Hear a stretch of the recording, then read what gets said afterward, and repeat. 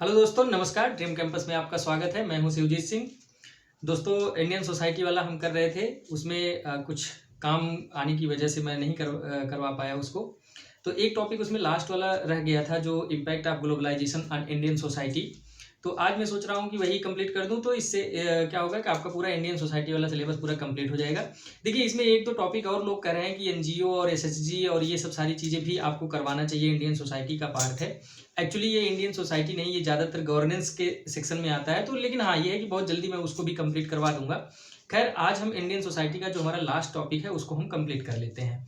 दोस्तों, शुरू करने से पहले मैं आपको बता दूं कि जो लोग नए हैं, इन सारे लेक्चर्स का पीडीएफ हिंदी और इंग्लिश मीडियम में दोनों में टेलीग्राम चैनल पे ऑलरेडी पढ़ चुका है, तो आप वहां से उसको डाउनलोड करके पढ़ सकते हैं। उसके साथ साथ जो लोग नए हैं, मैं उनसे ये भी रिक्वेस्ट करूंगा कि चैनल को सब्सक्राइब कर लें, क्योंकि हमारे चैनल पे आपको सिर्फ और सिर्फ क्वालिटी मटेरियल और क्वालिटी वीडियो ही मिलते हैं। खैर, हम शुरू करते हैं आज का अपना लेक्चर। आज का टॉपिक है वो है impact of globalisation on Indian society.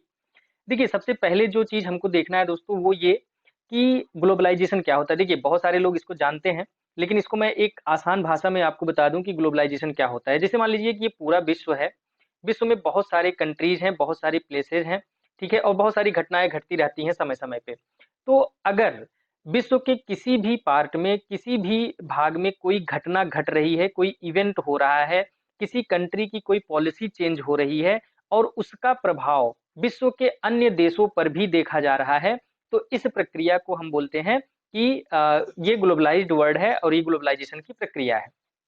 ठीक है। अगर हम इसका डेफिनेशन के रूप में अगर आपको बताना चाहें तो globalization is a process of increasing interdependence, interconnectedness and integration of economies and societies, ठीक है, to such an extent that an event in one part of the globe affect people in other part of the world. मतलब ये इसमें देखिए, अब जब भी definition लिखिए ना तो ये तीन वर्ड्स उसमें जरूर डालिए, interdependence, interconnectedness and the integration. बिना देखिए, ऐसे तो बहुत सारी तरीके हैं कि आप जो है ग्लोबलाइजेशन को एक्सप्लेन कर सकते हैं, एग्जाम्पल के थ्रू एक्सप्लेन कर सकते हैं और तमाम चीजें हैं, लेकिन ये है कि अगर ये तीन वर्ड्स आप डालेंगे तो आपका जो वेटेज होगा, जो आपके आंसर का वेट होगा वो थोड़ा सा बढ़ जाएगा। ठीक है। अभी देखिए, एक चीज मैं और आपको बता दूं, एक तो ये पूरा टॉपिक है कि impact of globalisation on Indian society. Okay. दूसरी बात ये है दोस्तों कि सोसाइटी में बहुत सारे पार्ट्स हैं। मतलब सोसाइटी में आपका विमेन है, यूथ है, ठीक है, आपकी इकोनॉमी आ जाती है, आपका कल्चर आ जाता है, आपका फूड हैबिट आ जाता है, आपका जो सोशल एटीट्यूड है वो सब आ जाता है। तो इस टॉपिक में, इस कवरेज में पूरा हमने अलग अलग किया हुआ है। जैसे विमेन पे क्या इम्पैक्ट पड़ा, जैसे कि यूथ पे क्या इम्पैक्ट पड़ा, जैसे कि एग्रीकल्चर पे क्या इम्पैक्ट पड़ रहा है, ठीक है। तो इससे फायदा ये है दोस्तों कि अगर मान लीजिए कभी अलग से ही पूछ लिया, सपोज दैट कि ग्लोबलाइजेशन का एग्रीकल्चर पे क्या प्रभाव पड़ा, तब भी आप लिख सकते हैं आंसर। या फिर वो कंबाइंड रूप में पूछ लिया कि पूरी सोसाइटी पे बताइए, तो सारे जितने भी ये पॉइंट्स हैं उसमें से आप एक एक पॉइंट, दो दो पॉइंट लिख दीजिए, तो आपका आंसर कंप्लीट हो जाएगा। तो उसी क्रम में सबसे पहले अगर हम देखें कि विमेन पे क्या प्रभाव पड़ रहा है, तो कोई भी इम्पैक्ट होगा दोस्तों, कोई भी पॉलिसी होगी, कोई भी प्रोसेस होगा और कोई भी एलिमेंट होगा, तो उस एलिमेंट पे पॉजिटिव और निगेटिव दोनों तरह के प्रभाव पड़ते हैं। तो अगर हम पॉजिटिव इम्पैक्ट की बात करें तो globalization provides more opportunity for the women who are becoming a larger part of the workforce. देखिए, जैसे जैसे समय बीत रहा है दोस्तों, वैसे वैसे जो वीमेन है वो आगे निकल के आ रही हैं, काम कर रही हैं, इकोनॉमी के हर सेक्टर में वो आगे बढ़ रही हैं, तो वर्क फोर्स में उनका जो पार्टिसिपेशन है वो लगातार बढ़ रहा है। लेकिन अगर मान लीजिए कि कोई क्लोज्ड इकोनॉमी है और वो ग्लोबलाइज्ड नहीं है, तो हो सकता है कि उसके पास जो वर्क अपॉर्चुनिटी है वो उतना ज़्यादा ना हो। लेकिन ग्लोबलाइज्ड वर्ल्ड में चूंकि मल्टीनेशनल कंपनीज अगर आपके यहाँ आ रही हैं, तो वो क्या करेंगी, आपको नए वर्क एक्सपीरियंस, वर्क अपॉर्चुनिटीज आपको देंगी। तो महिलाओं का जो सबसे बड़ा जो पॉजिटिव प्रभाव हम लोग देखे वो ये था कि उनको नए जॉब्स के लिए अपॉर्चुनिटीज मिलने लगी, ठीक है, न्यू जॉब्स फॉर विमेन, जैसा कि हमने डिस्कस कर लिया। फिर उसके बाद lower middle class is experiencing A shift in the way family relations worked. देखिए, जब भी कोई नया चीज होता है, कोई नई टेक्नोलॉजी आती है, कोई भी नया प्रोसेस होता है, तो उसमें सबसे आगे जो कूदने वाला व्यक्ति होता है वो है मिडिल क्लास। उसका कारण ये है कि मिडिल क्लास के पास थोड़ा बहुत सरप्लस पैसा भी है, मनी भी है, कि वो कहीं रिस्क ले सकता है, कहीं कोई एक्सपेरिमेंट कर सकता है और थोड़ा बहुत उसके पास करेज भी होता है। मतलब वही बात होती है कि न खोने का बहुत ज़्यादा गम, न पाने का बहुत ज़्यादा खुशी। तो इस वजह से वो हर टेक्नोलॉजी, अभी देखिए कोई टेक्नोलॉजी आ गई, कोई नई चीज़ आ गई, मार्केट में कोई नया फ़ोन आ गया, तो सबसे ज़्यादा वो मिडिल क्लास के पास ही होता है। और यही कारण है कि आप देखेंगे कि जो कोई भी कंपनी है, कोई फ़ोन की कंपनी का आप उदाहरण ले लीजिए, तो वो ऐसे प्राइसेज़ रखते हैं ना कि जो मिडिल क्लास लोग अफ़ोर्ड कर सकें। क्यों? क्योंकि जो मिडिल क्लास है वही एडवेंचर करता है, वही एक्सपेरिमेंट करता है, ठीक है? तो जो मिडिल क्लास है उनके जीवन जीने के तरीके बदलने लगे, क्यों? क्योंकि वो ज़्यादा इन्फ्लुएंस हुए, जो ग्लोबलाइज़्ड कल्चर था, ग्लोबलाइज़्ड काम करने का तरीका था। उसके बाद देखिए फेमिनिस्ट मूवमेंट भी इंडिया में स्टार्ट हो गया, क्यों? क्योंकि फेमिनिस्ट मूवमेंट वेस्टर्न वर्ल्ड में पहले से चल रहे थे, तो वहाँ का देखी-देखा यहाँ की भी महिलाएँ आके बाहर आंदोलन करने लगी सड़क पे, मतलब अपनी डिमांड के लिए, ठीक है? गलत आंदोलन की बात मैं नहीं कर रहा हूँ। एक अपने कॉज़ के लिए, अपने इंटरेस्ट के लिए उन्होंने ऐसा शुरू कर दिया। फिर उसके बाद एजुकेशन सिस्टम हमारा चेंज हुआ, हम अपना करिकुलम डिज़ाइन किए, हेल्थ केयर हमारा इम्प्रूव्ड हुआ, जो हमारा एमएमआर है, आईएमआर है, ये कम होने लगा, क्यों? क्योंकि हम वर्ल्ड क्लास हेल्थ फैसिलिटीज़ का लाभ उठाने लगे। उसके साथ-साथ different non profit organisations, NGOs बहुत सारे आने लगे, ठीक है? क्यों? क्योंकि इसका प्रचलन वेस्टर्न वर्ल्ड में पहले से था। उसके बाद इंडिपेंडेंस काज़, इंटर कास्ट मैरेजेज़ बढ़ने लगे, लिव इन रिलेशनशिप बढ़ने लगा, सिंगल मदरहुड और फादरहुड बढ़ने लगा। तो ये सब देखिए कॉमन पॉइंट्स हैं, इसमें कुछ बहुत ज़्यादा समझाने वाली चीज़ नहीं है। ये सब चीज़ें आप समझ सकते हैं। उसके बाद rural women are coming forward with their cause and rights. Even देखिए पहले क्या है, फेमिनिस्ट मूवमेंट शहरों में स्टार्ट हुआ, लेकिन धीरे-धीरे क्या हो गया कि गाँव तक वो पहुँचने लगा। गाँव की महिलाएँ भी आके बाहर आंदोलन करने लगी। ठीक है दोस्तों, तो ये सब तो हो गया positive impact of globalisation on the women. लेकिन अब इसके नेगेटिव इम्पैक्ट्स भी हुए। देखिए क्या होता है ना, आप अगर किसी कॉमन पीपल से पूछें कि जो ग्लोबलाइजेशन हुआ उस पर उसका महिलाओं पे क्या प्रभाव पड़ा है, तो वो अमूमन नेगेटिव चीज़ें ज़्यादा बताता है कि उनका चाल-चलन बदल गया, ज़्यादा ओपन हो गई और ऐसे-वैसे कपड़े पहन के घूमने लगे, तमाम चीज़ें। लेकिन उसका जो पॉजिटिव इम्पैक्ट है, वो भी हमको देखना चाहिए, क्योंकि हम लोग जो है ना, कॉमन पीपल तो एक्चुअली नहीं है। क्यों? क्योंकि हम लोग सिविल सर्विसेज़ की तैयारी कर रहे हैं और आने वाले समय में सिविल सर्वेंट बनने वाले हैं। तो हमारे पास जो होना चाहिए, इनफैक्ट लोग कहते हैं कि बैलेंस्ड अप्रोच होना चाहिए, लेकिन हम क्या होता है कि हमको थोड़ा-सा पॉजिटिव एस्पेक्ट की तरफ ज़्यादा झुका होना चाहिए, ताकि आप कहीं पे भी कुछ अपना पक्ष रखें, उसके बारे में बात करें, तो लोगों को लगे कि आपकी बातों में गंभीरता है। देखिए, ये ऐसा मैटर है कि आपको केवल एग्ज़ाम पॉइंट ऑफ व्यू से नहीं, बल्कि आपका जो एटीट्यूड है, आपका जो बिहेवियर है, उसमें भी थोड़ा बहुत अगर दिखेगा, तो इंटरव्यू में आपके लिए ये अच्छी न्यूज़ होगी, अच्छी बात होगी, ठीक है? अब अगर हम नेगेटिव इम्पैक्ट की बात कर लें, तो low paying jobs, less social security, most important and most dangerous impact था ये। क्यों? क्योंकि देखिए, अब महिलाएँ बहुत ज़्यादा हैं और एमएनसीज़ कम हैं, ठीक है? अब एमएनसीज़ को महिलाएँ तो चाहिए, लेकिन वो ये कह रहे हैं कि जो ₹100 का काम है, वो हम आपको ₹90 ही पे करेंगे।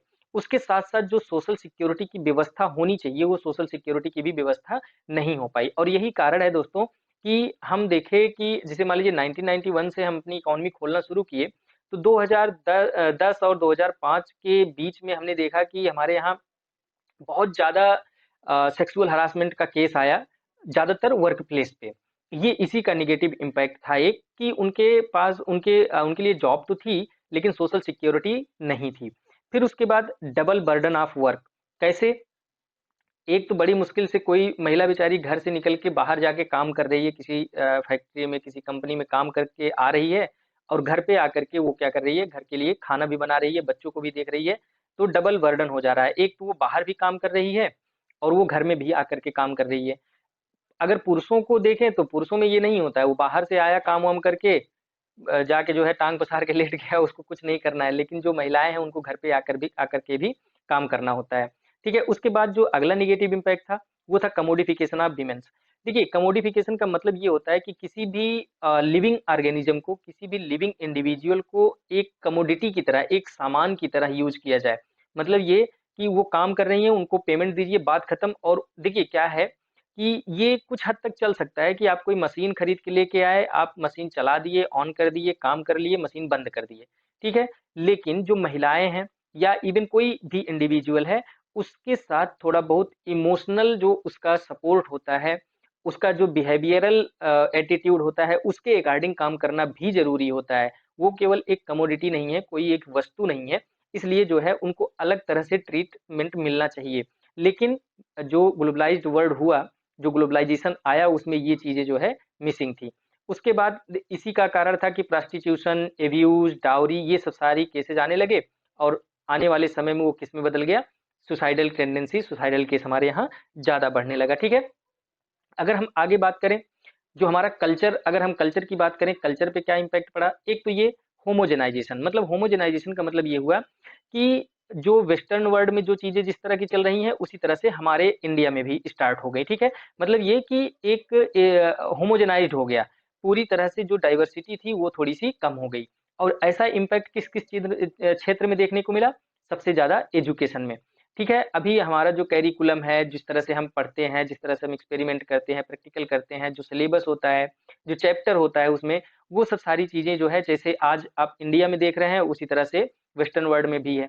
ठीक है? तो ये होमोजेनाइज़्ड हो गया मतलब ये कि हम एक समय था कि हम इंडियन सिस्टम ऑफ एजुकेशन करते थे कि हम वेद पढ़ रहे हैं, हम और सारी सारी चीज़ें पढ़ रहे हैं। ठीक है? लेकिन आने वाले समय में हम क्या हो गए कि साइंस पे ज़्यादा फ़ोकस्ड हो गए, फैक्ट्स फैक्ट और इस पे ज़्यादा फ़ोकस करने लगे, जो साइंटिफिक अप्रोच था वो हो गया। तो एजुकेशन हमारा जो है क्या हो गया? होमोजेनाइज़्ड हो गया। फिर उसके बाद फैमिली स्ट्रक्चर जो है चेंज होने लगी। कैसे? पहले क्या होता था कि एक ही घर था बड़ा-सा और उसमें जो है 4 जनरेशन के लोग रह रहे हैं। इवन जो बच्चा मान लीजिए नया-नया पैदा हुआ तो उसको कुछ दिन पहचानने में दिक्कत होती थी कि हमारे ताऊ हैं कि हमारे दादा हैं। ठीक है? इतना एज डिफरेंस और इतना एज हो जाता था ताऊ लोग की कि वो दादा दिखने लगते थे। मतलब ये कहने का सेंस ये है कि हम जो है पहले जॉइंट फैमिली ज़्यादा प्रेफ़र करते थे और जॉइंट फैमिली में सभी तरह के लोग रहते थे। लेकिन धीरे-धीरे फैमिली स्ट्रक्चर चेंज हुआ और हम न्यूक्लियर फैमिली की तरफ आगे बढ़ गए। ओके, अभी आप अगर देखेंगे तो शहरों में तो ज़्यादातर आपको दिखेगा कि एक मम्मी है, एक पापा है, एक उनका बेटा या बेटी है, बस इसी 3 लोगों की फैमिली है, तो ये न्यूक्लियर फैमिली हो गई। तो इसका प्रचलन ज़्यादा बढ़ने लगा। उसके बाद homogenization of food habit, pizza, burger खूब दबा के खा रहे हैं हम लोग, ठीक है? चाउमीन खा रहे हैं, मोमोज़ खा रहे हैं, तमाम चीज़ें। और जबकि हमारा जो ओरिजिनल खाना-पीना था वो क्या था? साग-रोटी था, दाल-रोटी था, दाल-चावल था। खा उसको भी रहे हैं, तो होमोजेनाइज़ इस तरह से हुआ कि जो बाहर के लोग आ रहे हैं वो दाल-चावल प्रेफ़र कर रहे हैं और हम पिज़्ज़ा, बर्गर पे भाग रहे हैं। तो होमोजेनाइज़ हुआ, इंटरमिक्स हो रहा है। ठीक है? फिर उसके बाद देखिए इंग्लिश लैंग्वेज, ये तो एजुकेशन में अगर हम बात करें तो जो लैंग्वेज है, लैंग्वेज का सबसे ज़्यादा होमोजेनाइज़ेशन हुआ। आप फ़ील करिए कि आप दिन भर में कितने शब्द जो है ऐसे हैं जिसको इंग्लिश में यूज़ करते हैं। ठीक है? आप प्योर हिंदी तो बोल ही नहीं सकते मतलब बहुत सारी चीज़ें हैं जिसकी हिंदी एक्चुअली आपको पता भी नहीं होगी। ओके, तो जो इंग्लिश लैंग्वेज था इसका भी होमोजेनाइज़ेशन हुआ। फिर उसके बाद money borrowing practice become common. कैसे? पहले क्या होता था कि कोई लोकल मनी लेंडर है, तो उससे हम पैसा लेने में डरते थे। क्यों? क्योंकि अगर उससे हम पैसा लेते थे तो उसका इंटरेस्ट रेट इतना ज़्यादा होता था 8%, 10%, 15%। तो हम उससे डरते थे। क्यों? क्योंकि इतना ज़्यादा इंटरेस्ट रेट होने की वजह से आने वाले समय में जब उसको हम रीपे करने जाते थे, तो हमारा जितना फसल-वसल होता था, जितनी भी हमारी कमाई होती थी, सब उसके घर पहुँच जाती थी। लेकिन जब एमएनसीज़ आने लगे, बाहर के बैंक हमारे यहाँ आके काम करने लगे, तो उनका जो इंटरेस्ट रेट हो गया, वो क्या हो गया? कम हो गया, घट गया। 4% 5% पे आपको आराम से मिल जाता है और उसके साथ-साथ आपको टाइम भी मिल जाता है और आपकी प्रॉपर्टी भी वो कॉन्फिस्केट नहीं करते हैं। तो ऐसे में जो बोरोइंग वाला टेंडेंसी था, वो काफ़ी तेज़ी से बढ़ने लगा। उसके बाद in place of old cinema hall, multiplex ये सब तो एक अलग चीज़ है कि मल्टीप्लेक्स अब आप ओल्ड सिनेमा हॉल तो थिएटर वगैरह देखने को ही नहीं मिलते। ओके, एक तरफ जो कल्चर पे इम्पैक्ट पड़ा होमोजेनाइज़ेशन का, उसी दूसरी साइड में हम देखते हैं कि हेटेरोजेनाइज़ेशन भी हुआ है। जैसे फूड हेटेरोजेनाइज़्ड हो गया। Apart from English other global language are also spreading through the country जैसे जर्मन, फ्रेंच ये सब भाषाएँ भी हम सीखने लगे। मूवीज़ में देखिए हम हॉलीवुड तो प्रेफ़र करते ही हैं लेकिन सॉरी बॉलीवुड प्रेफ़र तो करते ही हैं, हम हॉलीवुड भी देखते हैं। इवन हॉलीवुड की जो मूवीज़ बॉलीवुड की जो मूवीज़ हैं वो वेस्टर्न वर्ल्ड में या मिडल ईस्ट में जाके चल रही हैं। सलमान खान, शाहरुख खान जैसे हैं कि मिडल ईस्ट में बहुत ज़्यादा फ़ेमस है। उसके बाद हम फेस्टिवल्स की अगर हम बात करें, तो हम वैलेंटाइन्स मनाने लगे जिसके बारे में हमको पहले पता भी नहीं था। हम क्रिसमस मनाने लगे जिसके बारे में हमको पहले पता ही नहीं था कि ये भी कुछ कोई चीज़ होती है। और फ्रेंडशिप डे तो आप हर कोई मनाता ही है। तो इस तरह से जो हेटेरोजेनाइज़ेशन हुआ, ईद, दीपावली, दशहरा ये सब दिवाली के अलावा भी हमारे जीवन में बहुत सारे त्योहार आ गए। फिर उसके बाद marriages are becoming more professional instead of traditional. पहले क्या होता था दोस्तों कि शादी जो है ना एक पूरा प्रोसेस होता है, एक पूरा मैकेनिज़्म होता है हिंदू कल्चर में। लगभग ये 2 महीने का प्रोसेस होता है अगर जिसको पता होगा थोड़ा बहुत, तो बाँस जिस दिन से लगाया जाता है अंगने में, उसी दिन से शादी का प्रोसेस शुरू हो जाता है और दुल्हन जब आ जाती है घर में तो मौरी का पूजा होता है, उसके बाद ही खत्म होती है शादी। तो ये पूरा एक होल प्रोसेस होता है। लेकिन अभी क्या है, court marriage, live in relationship, ठीक है, लव मैरिज और तमाम चीजें जो है इधर उधर ठप्पा लगा दिए, सिग्नेचर कर दिए, शादी हो गई। और यही कारण है दोस्तों ना, जितनी तेजी से शादी हो रही है उतनी तेजी से उसका तलाक भी हो रहा है। यही कारण है, जल्दी जल्दी शादी करोगे जल्दी जल्दी तलाक भी हो जाता है। पहले था कि 2 महीने में शादी हो रही है तो तलाक के बारे में सोचते सोचते 6 महीने निकल जाता था। और तलाक अगर रेयरली होता भी था तो साल, 1.5 साल, 2 साल में तलाक होता था। तब तक पता चला एक दो बाबू मुन्ना आ गए तो तलाक भी कैंसिल हो जाता था। ठीक है, तो ये प्रोसेस था हमारे यहाँ। लेकिन ग्लोबलाइजेशन की वजह से क्या हो गया, मैरिज का जो पूरा तरीका है, जो हम उसके एक तरह से कह सकते हैं कि उसको हम सेलिब्रेट करते थे, वो सब सेलिब्रेशंस क्या हो गए, खत्म हो गए। ठीक है, society has become more open. अभी जो है आप अगर देखिए बहुत ज़्यादा हम ऊँची सोसाइटी की बात ना करें, नॉर्मल फैमिली में भी अब बहुत सारी चीज़ें ना ओपनली बात की जाती हैं। मतलब भाई-बहन आपस में बात करते हैं, भाई-भाई आपस में बात करते हैं, ओपनली होके बात करते हैं, जो भी उनके पर्सनल इश्यूज़ होते हैं उसके भी बारे में। ओके, कल्चर के बारे में एक चीज़ और भी हुआ है, जो ग्लोबलाइज़ेशन की वजह से हमको देखने को मिला है, वो है रिवाइवल ऑफ कल्चर। जैसे कि योगा, हम देखिए 21 जून को योगा डे के रूप में अब घोषित करवा ही लिए। ये आयुर्वेदा, पूरे विश्व में जो है आयुर्वेदा और योगा का इस समय डंका बोल रहा है, आप वो अच्छी तरह से जान रहे हैं। फिर उसके बाद increasing demand of Indian handicraft and tribal product. आप जानते हैं कि एक हमारे यहाँ संस्था है ट्राइफेड, ठीक है, ये इंटरनेशनल लेवल पे जो ट्राइबल प्रोडक्ट्स होते हैं उनको जो है प्रमोट करता है, उनको उनका एक्सपोर्ट करने में सहायता सहायता करता है। तो आप देख सकते हैं कि जो ट्रेडिशनल प्रोडक्ट्स होते हैं, आप अगर दिल्ली हाट कभी गए होंगे तो आपको पता होगा कि वहाँ पे पूरा ट्रेडिशनल प्रोडक्ट ही मिलता है। ओके, तो जो ट्रेडिशनल प्रोडक्ट्स हैं इनकी डिमांड बहुत ज़्यादा बढ़ गई, तो इसकी वजह से क्या हुआ, जो हमारे ट्राइबल सोसाइटी थी उनके अंदर भी थोड़ा-सा इम्प्रूवमेंट हुआ, उनकी भी लाइवलीहुड बढ़ने लगी। उसके साथ-साथ दोस्तों ग्लोबल टूरिज़्म, फिर उसके बाद प्रिजर्वेंस of local diversity and tradition, ये सब सारी चीज़ें आप देख सकते हैं। हम जो भी ओल्ड ट्रेडिशंस हैं उनको हम प्रोटेक्ट करने की बात कर रहे हैं, उनको हम प्रोटेक्ट करने की कोशिश भी कर रहे हैं। फिर उसके बाद जो लोकल डाइवर्सिटी है उसको भी हम प्रिजर्व कर रहे हैं। ओके, तो ये सब प्रभाव जो है हमारे कल्चर पे देखने को मिला है। उसके बाद अगर हम फैमिली पे इम्पैक्ट देखने की बात करें दोस्तों, तो फैमिली पे देखिए सबसे पहले तो loosening of the family ties and bonding. दादा एक हैं और एक उनका ग्रैंडसन है। ठीक है, ग्रैंडसन कुछ बोल रहा है, उसके पास एप्पल आईफ़ोन है, तो उसके पास टेक्नोलॉजी है, तो वो कहेगा कि दादा आप तो कुछ जानते ही नहीं हो। उनको ये नहीं पता है कि दादा के पास कितना एक्सपीरियंस है ना? तो इस वजह से अब देखिए एक कारण ये भी है कि जो टाइज़ कम हो रहे हैं, जो पेरेंट्स हैं, जैसे ये सन है, इसके जो मम्मी-पापा हैं, इनको लेके कहीं बाहर रह रहे हैं और काम कर रहे हैं। तो वो बेचारा साल, 2 साल, 3 साल में तो एक बार अपने दादाजी से मिल रहा है, तो कितना ज़्यादा स्ट्रॉन्ग इमोशनल कनेक्शन हो जाएगा। ये थोड़ा-सा सोचने वाली बात है, उतना ज़्यादा स्ट्रॉन्गली वो अटैच ही नहीं होगा। अगर यही लोग जॉइंट फैमिली में रहते, तो जब पहली बार वो गोदी में जाता तभी से ही उनको पहचानने लगता कि हमारे दादाजी हैं। ओके, तो उसका एक इमोशनल कनेक्टेडनेस रहता है उसके साथ।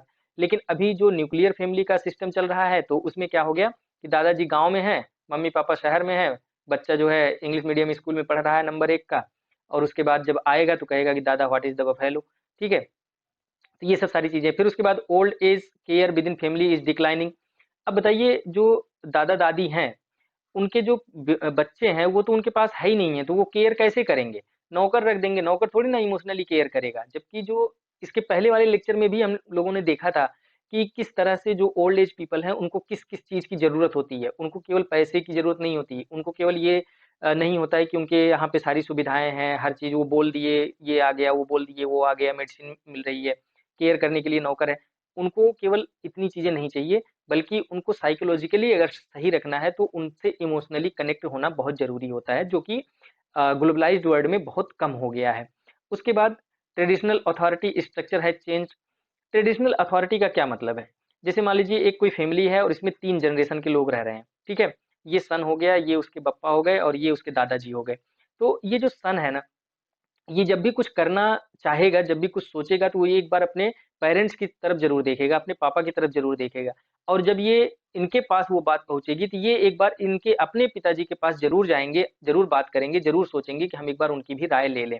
ओके, तो ये बोलते हैं, इसको हम बोलते हैं ट्रेडिशनल अथॉरिटी, मतलब जो हमारे घर में सबसे सीनियर होता है, उसकी बातों का एक वैल्यू होता है, उनकी बातों में एक अनुभव का एक इस तरह समझ सकते हैं एक अनुभव होता है। तो उनसे हमको बहुत सारी चीज़ें सीखने को मिलती हैं और उसकी वजह से हमारे बहुत सारे काम आसान हो जाते हैं। लेकिन अब न्यूक्लियर फैमिली है, पापा और बेटे ये तो बाहर हैं, ठीक है? आने वाले समय में ये सन भी अपनी वाइफ के साथ बाहर चला जाएगा, ये भी अकेले हो जाएँगे, तो उनके बीच में जो टाइज़ है वही नहीं हो पा रहा है, तो फिर अथॉरिटी की कहाँ से बात आ जाती है, ओके। फिर उसके बाद फाइंडिंग पार्टनर्स, फैमिली इन्वॉल्वमेंट बहुत कम हो जा रहा है। मतलब पहले क्या होता था कि ये एक फैमिली है, दूसरी एक फैमिली है, एक तीसरा व्यक्ति होता था। ये जो है इनके घर से लड़के की बात करता था, इनके घर जाके लड़की की बात करता था और इसको मिडलमैन इस तरह से कह सकते हैं, देसी भाषा में अगुआ बोलते हैं। लेकिन अभी ये सब पूरा सिस्टम ही खत्म हो गया है। इवन ये यहाँ की जो पेरेंट हैं, यहाँ के जो पेरेंट हैं और यहाँ के जो पेरेंट हैं, इनका भी इन्वॉल्वमेंट खत्म हो गया है। सीधा फेसबुक, ट्विटर पे मिलेंगे, व्हाट्सएप पे बात होगी, उसके बाद शादी करेंगे, बात खत्म। उसके बाद कहेंगे कि हमको आर्टिकल 21 है, ठीक है? तो ये सब सारी चीज़ें हैं, ये सब चेंजेस जो है देखने को मिले हैं। ये सब ग्लोबलाइजेशन का ही असर है। फिर उसके बाद चेंज इन फैमिली फॉर्म, हमने बताया कि single parenthood, live in relationship, ये सब चीज़ें बढ़ रही हैं। फिर उसके बाद बिहेवियरल प्रॉब्लम एवं children due to the lack of interaction and proper guidance by the parents. एक फैमिली है जिसमें जिसमें 2 लोग रह रहे हैं, वाइफ हस्बैंड है, इनका एक कोई बेबी होता है। अब सोचो कि ऐसा समय है कि ये दोनों लोग जाकर के काम कर रहे हैं, तो बच्चे को देखने वाला कोई है नहीं। तो बच्चे के बिहेवियर में ज़रूर चेंज आएगा, क्योंकि ना तो उसको प्रॉपर केयर मिल पा रहा है और ना तो प्रॉपर उसको गाइडेंस मिल पा रहा है कि क्या सही है, क्या गलत है। उसके जो दोस्त लोग बोल रहे हैं वही सही है ना? और वो उम्र ऐसी होती है कि वो जो है, जो बाहर के लोग होते हैं उसमें उसके इन्फ्लुएंस में वो बच्चा आ जाता है। इसका अगर जीवंत एग्ज़ाम्पल अगर आपको देखना हो, तो एक मूवी है, पुरानी मूवी है तेरे संग, इसको आप ज़रूर देख लीजिएगा, तो ये पूरा कहानी आपको समझ में आ जाएगा। ओके, उसके बाद अगर हम इम्पैक्ट ऑन इकोनॉमी की बात करें, तो इसमें तो आपके पास बहुत सारे पॉइंट्स पहले से भी होंगे। खैर, यहाँ पे हमने पॉइंट आउट कर दिया है, आप जो है टाइम निकाल के पढ़ लेना। Interdependence and competitiveness between economies in the world market has intensified. Obviously अब सोचो कि एक ही जगह पे यहाँ पे अमेरिकन कंपनी है, यहाँ पे चाइनीज कंपनी है, यहाँ पे इंडियन कंपनी है, तो हर कोई अपना प्रोडक्ट की क्वालिटी बढ़ाने की कोशिश करेगा, क्वालिटी अच्छी करने की कोशिश करेगा। तो इससे इनके बीच में जो है कम्पिटिटिवनेस बढ़ जाएगा। फिर उसके बाद Indian economy is becoming influenced by the global policies and economic conditions. Obviously आज भी अगर मिडिल ईस्ट में कुछ ऐसी घटना घट जाती है या फिर अमेरिका में चुनाव हो जाता है, तो हमारे यहाँ का जो इकोनॉमिक सिस्टम होता है वो थोड़ा बहुत चेंज हो जाता है, इकोनॉमिक पॉलिसी चेंज होने लगती हैं। फिर उसके बाद greater access to the global market, capital, technology, finance, quality services, skilled human resources, ठीक है? तो ये सब सारी चीज़ें आसान हो गई हैं। हम आसानी से ग्लोबल मार्केट को एक्सेस कर सकते हैं। कैपिटल हम ले सकते हैं, बाहर से टेक्नोलॉजी आ रही है। फिर उसके बाद एफडीआई इन्फ्लो, आप इसको देख ही रहे हैं कि एफडीआई जो है इस समय अगर हम कैपिटल मार्केट की बात करें तो एफडीआई काफ़ी हम सरप्लस में है।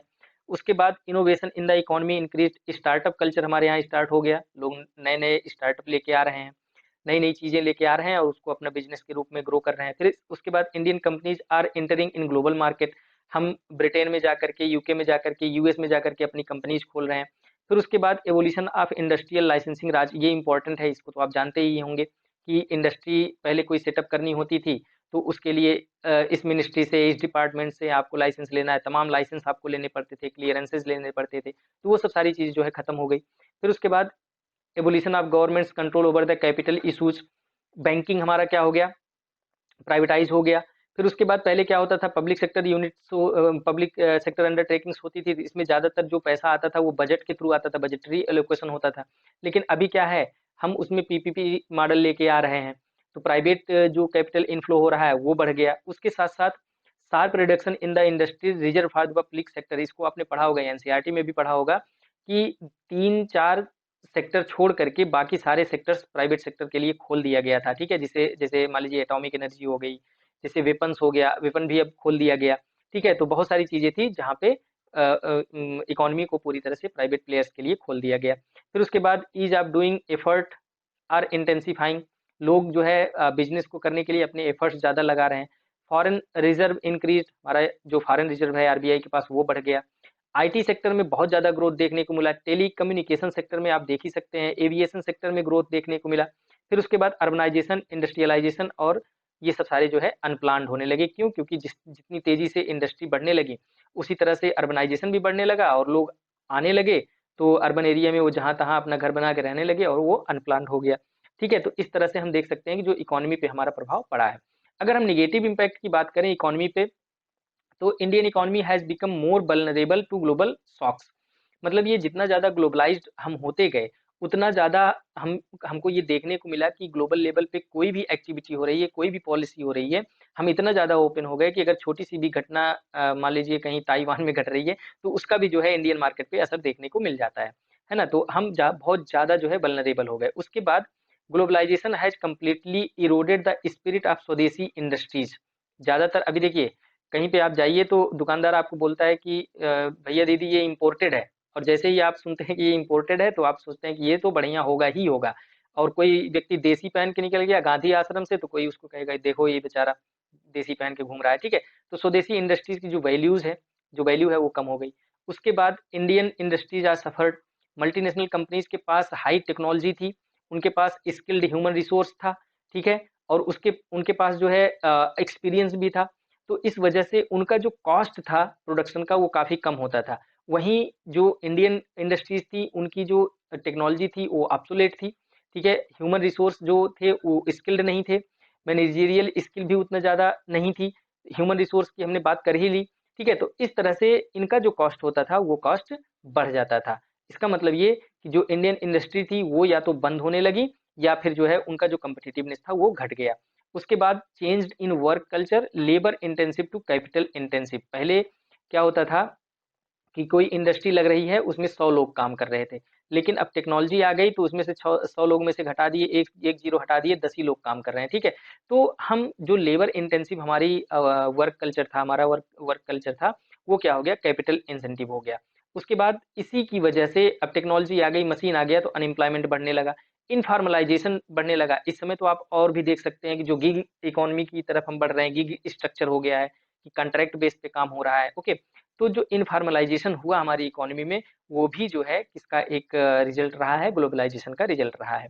अगर हम एग्रीकल्चर पे इम्पैक्ट की बात करें, तो इंट्रोड्यूस्ड न्यू फार्मिंग प्रैक्टिसेस जैसे कि ड्रिप इरिगेशन, बहुत सारे ऐसे फार्मिंग प्रैक्टिसेस थे, जैसे ट्रैक्टर वैक्टर भी इंक्रीज होने लगा, यूज होने लगा। हम आज कंबाइन हार्वेस्टिंग मशीन यूज करते हैं, थ्रेसर यूज करते हैं, तमाम चीजें हैं जो कि नई नई टेक्नोलॉजीज हमारे एग्रीकल्चर सेक्टर में आई। फिर उसके बाद high yielding varieties, nutrient fertilizers, herbicide, pesticide, ये सब सारी चीजें एग्रीकल्चर में यूज होने लगी। पहले ये सब चीजें कुछ नहीं होती थी। उसके बाद shift from subsistence to capitalist and contract farming. Subsistence का मतलब ये होता है कि हमारे पास जितना खेत है, हम उसमें उतना ही उगाते थे जितनी हमारी ज़रूरत होती थी, ओके? लेकिन अब धीरे-धीरे चूँकि हमारे पास कैपिटल आ गया, हमारे पास टेक्नोलॉज़ी आ गई, तो हम क्या सोच रहे हैं कि हम इसी में से अब ज़्यादा उगाएँगे और इसको बेचेंगे भी, ओके? तो मतलब कि हमारा जो स्ट्रक्चर था एग्रीकल्चर का वो कैपिटलिस्ट हो गया। उसके बाद एक्सेस टू मार्केट इंक्रीज़्ड। जब आपके पास सरप्लस होगा तब आप मार्केट सर्च करेंगे कि हमको बेचना है। और जब आप और सरप्लस बढ़ाने की कोशिश करेंगे तो आपको मार्केट तब भी चाहिए किस चीज़ के लिए, कि आपको अच्छे सीड्स मिले, आपको अच्छी फर्टिलाइज़र्स मिले, ठीक है? तो इस वजह से जो मार्केट का एक्सेस था वो भी बढ़ा। फिर उसके बाद सीड प्राइसेस बढ़े, क्योंकि सीड का डिमांड, जैसा कि हमने देखा सीड का डिमांड हुआ तो सीड का प्राइस बढ़ गया। और मल्टीनेशनल कंपनीज़ जो थी ये जो है टर्मिनेटर टेक्नोलॉजी यूज़ करती हैं। मतलब एक सीड आप एक बार लेके आए, उसकी बुआई किए, फसल तैयार हुई, पैदा हुआ, उसमें जो ग्रेन पैदा हुआ उसको आप सीड के रूप में यूज़ नहीं कर सकते हैं। इसको बोलते हैं हम टर्मिनेटर टेक्नोलॉजी, ठीक है? तो हर साल आपको नए सीड्स खरीदने हैं, तो इस वजह से सीड की डिमांड बढ़ी और सीड का रेट बढ़ गया। फिर उसके बाद trading of agriculture commodities increased, fluctuation in prices became normal. अब देखिए जितना ज़्यादा मार्केट बढ़ेगा, उतना ज़्यादा मार्केट में प्राइस फ्लक्चुएट भी करेगा। ओके, कमोडिटीज़ जितना ज़्यादा बढ़ेंगी उतना ज़्यादा मार्केट बढ़ेगा, और जितना ज़्यादा मार्केट बढ़ेगा उतना ज़्यादा प्राइस फ्लक्चुएट होगा। ओके, उसके बाद फेमिनाइज़ेशन ऑफ एग्रीकल्चर। घर के जो पुरुष महोदय थे वो तो शहर चले गए कमाने, ठीक है? बची घर में महिलाएँ, गाँव में महिलाएँ बची, तो महिलाओं के पास अगर काम जब नहीं मिलेगा कुछ तो वो क्या करेंगी, एग्रीकल्चर सेक्टर में काम करने लगेंगी। तो ये जो है क्या हो गया, फेमिनाइज़ेशन ऑफ एग्रीकल्चर हो गया। फिर उसके बाद अगर हम एम्प्लॉयमेंट पे बात करें कि एम्प्लॉयमेंट पे क्या प्रभाव पड़ा, तो कैजुअल लेबर हो गए। मतलब ये कि पहले क्या होता था कि हम अगर कहीं पे काम करने जा रहे हैं, तो काम में होता था क्या कि हम धीरे-धीरे वहाँ पे अटैच्ड फ़ील करते थे। लेकिन अभी क्या है, एमएनसीज़ हैं, उनसे बस इतना मतलब है कि भाई तुम काम करो, तुम अपना पेमेंट लो और घर जाओ, सो जाओ, ठीक है? इससे ज़्यादा और कोई रिलेशन नहीं। तो इसको बोलते हैं हम कैजुअल हो गए। उसके बाद वेजेज़ तो बढ़े हैं, क्योंकि जब ज़्यादा कंपनीज़ होंगी और ज़्यादा उनका प्रोडक्शन होगा, तो वो अपने लेबर्स को ज़्यादा पैसे भी देंगे। फिर उसके बाद wages in agriculture as well as industry increase, हर जगह वेज इंक्रीज़ हुआ। फिर उसके बाद एम्प्लॉयमेंट की जो इलास्टिसिटी थी वो भी बढ़ गई।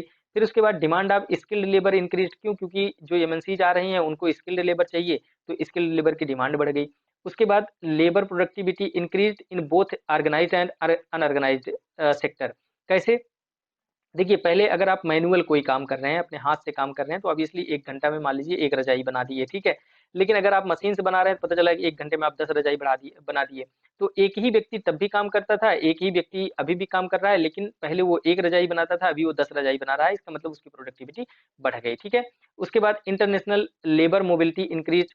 अब हम जब कनेक्टेड हो गए, एरोप्लेन उड़ने लगे, तो हम इंडिया में ना रह कर के हम ब्रिटेन भी जाने लगे, हम अरब भी जाने लगे। ठीक है, हम यूएस भी जाके काम करने लगे, तो जो हमारा माइग्रेशन था, लेबर माइग्रेशन था, वो भी क्या हो गया? बढ़ने लगा, ठीक है? उसके बाद हम देखें कि फेमिनाइजेशन ऑफ वर्कफोर्स हमने देख ही लिया, चाइल्ड लेबर जो है थोड़ा-सा कम हुआ। उसके बाद इंडस्ट्रियल रिलेशंस लिबरलाइज्ड। लिबरलाइज्ड इसलिए हुए क्योंकि जो एमएनसीज़ थीं, जब वो एंटर करने लगी इंडियन मार्केट में, तो गवर्नमेंट ने उनके ऊपर बहुत सारे रूल्स एंड रेगुलेशंस लगाए, ताकि उनको लिबरल बनाया जा सके, ताकि जो वर्कफ़ोर्स का जो लोग काम करने जा रहे हैं, उनका हरासमेंट रोका जा सके। अगला इम्पैक्ट अगर हम इकोनॉमिक इम्पैक्ट की बात करें, तो status of women improved. Obviously महिला के पास पैसा आएगा तो उसका स्थिति तो बढ़ ही जाएगी।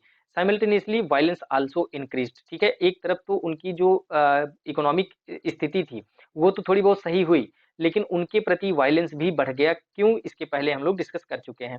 उसके बाद ह्यूमन राइट्स।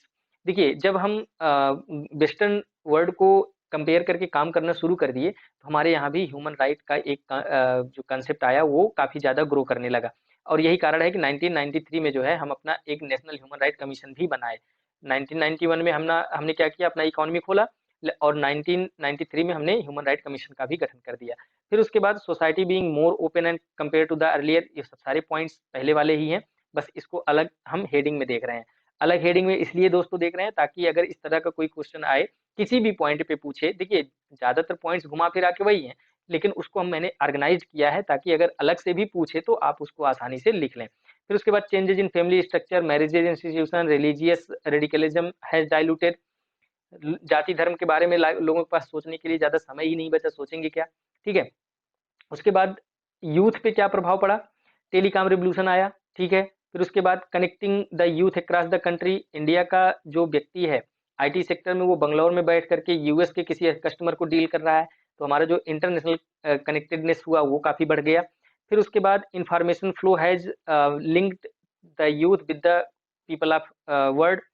मतलब कि जो अभी देखिए, यूट्यूब पे बैठ कर के आप यूके में क्या चल रहा है आसानी से जान सकते हैं, यूके के किसी फ्रेंड से बात कर सकते हैं। तो जो हमारा कनेक्टिविटी थी, वो काफ़ी बढ़ गई, और इसकी वजह से इन्फॉर्मेशन, टेक्नोलॉजी, आइडियाज़, ये सब काफ़ी शेयर होने लगे। उसके बाद एम्प्लॉयमेंट अपॉर्च्युनिटीज़ ऑब्वियसली बढ़ेंगे अब्रॉड में भी। एजुकेशन चेंज हुआ हमारा, becoming more progressive and updated with the world. फिर उसके बाद more acceptance of western values, women employment, ठीक है? Consumerism in Indian youth. फिर उसके बाद globalization has led to psychological changes, it has led to acceptance of the changes and more tolerance. Okay, फिर उसके बाद स्प्रेड ऑफ डिजीज, ये भी बढ़ गया भाई। कोई विदेशी व्यक्ति है, अगर वो पीड़ित है किसी चीज से, तो वो अपने साथ रोग भी तो लेके आएगा। तो इस तरह से दोस्तों देखिए, हमने जो impact of globalisation on Indian society था, उसको हमने डिफरेंट डिफरेंट पार्ट में बांट दिया। तो उम्मीद है कि ये वाला जो सेक्शन था, ये आपको पूरी तरह से समझ में आ गया होगा, और अभी आपके पास पर्याप्त मटेरियल है कि आप इसमें, अगर चाहे वो कंबाइंड रूप से पूछे कि इंडियन सोसाइटी पे पूरा लिखिए, तो आप एक एक दो दो पॉइंट कहीं से भी उठा करके लिख सकते हैं, या फिर अलग अलग पूछ लिया, तब भी आपके पास पर्याप्त पॉइंट है, आप इसको लिख सकते हैं। उम्मीद है आपको पूरी तरह से समझ में आ गया होगा। आज के लिए बस इतना ही। Thanks for watching.